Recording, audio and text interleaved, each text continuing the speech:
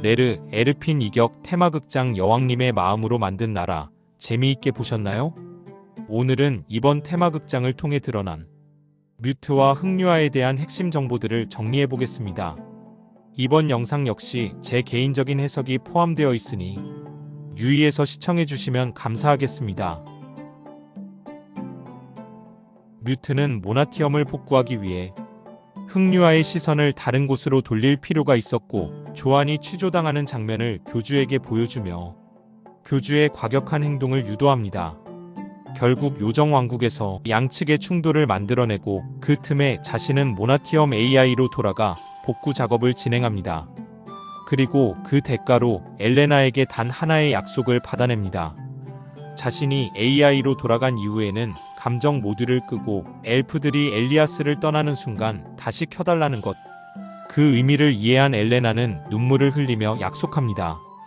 뮤트는 겉으로는 엘레나의 차원문 개발에서 희망을 봤다고 말하지만, 저는 이 말이 거짓말이라고 생각합니다.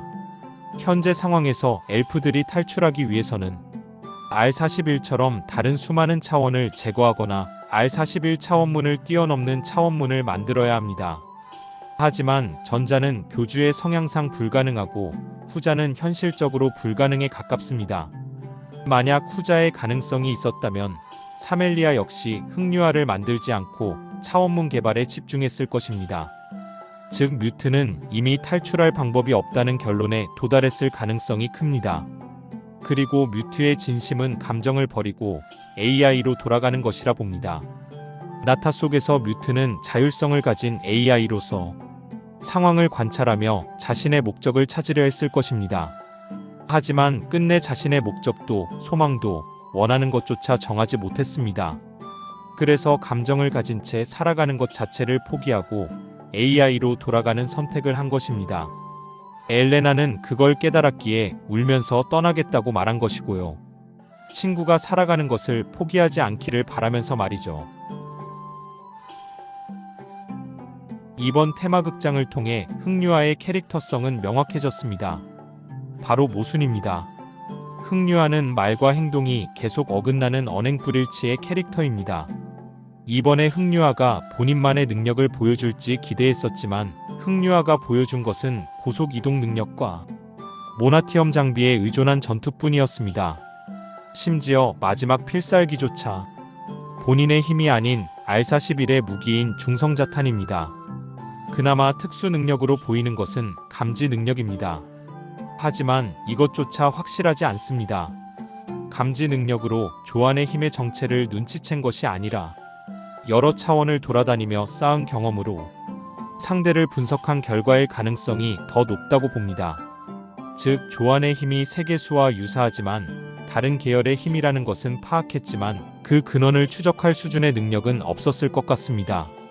근거는 행동 패턴입니다. 뮤트전 때만 해도 승기가 확실해진 후 자신을 뽐내었지만, 조안과의 전투에서는 확실한 우위를 점하지 못했음에도 전략을 노출하며 여유를 보였습니다. 이 장면은 고도의 블러핑으로 보는 것이 자연스럽습니다. 만약 정말로 겨우살이의 위치를 감지할 수 있었다면 전투를 이어가다가 도망치는 척하다가 힘의 근원인 겨우살이를 기습했을 것입니다. 결국 악의 카리스마를 자랑했던 흑유아는 빛 좋은 개살구에 지나지 않았습니다. 그리고 흑유아가 다시 등장하지 않을 가능성이 높다고 봅니다. 이유는 단순합니다. 흑유아의 테마인 모순, 돌아올 것처럼 보이게 연출하면서 실제로는 돌아오지 않음으로써 자신의 캐릭터성을 끝까지 살린 것처럼 보여요. 뮤트와 흑유아는 겉으로는 매우 닮아있는 캐릭터입니다. 나타 역시 둘의 사고방식이 유사하다고 판단했죠. 하지만 이번 테마극장을 통해 두 캐릭터의 본질적인 차이가 드러납니다. 뮤트는 AI가 생명에 가까워진 존재, 반대로 흑유아는 생명이 AI에 가까워진 존재. 이 차이는 결말에서 극명하게 드러납니다. 뮤트는 자신의 삶을 포기하고 AI로 돌아갔고, 흑유아는 끝까지 포기하지 않으며 언젠가 돌아오겠다고 선언합니다. 같은 출발점, 정반대의 선택, 정반대의 결말. 이 구조 자체가 두 캐릭터를 완벽한 대척점으로 만들어줍니다. 여러분은 뮤트와 흥류아에 대해서 어떻게 생각하시나요? 댓글로 여러분의 의견을 남겨주세요. 저는 다음 영상에서 찾아뵙겠습니다.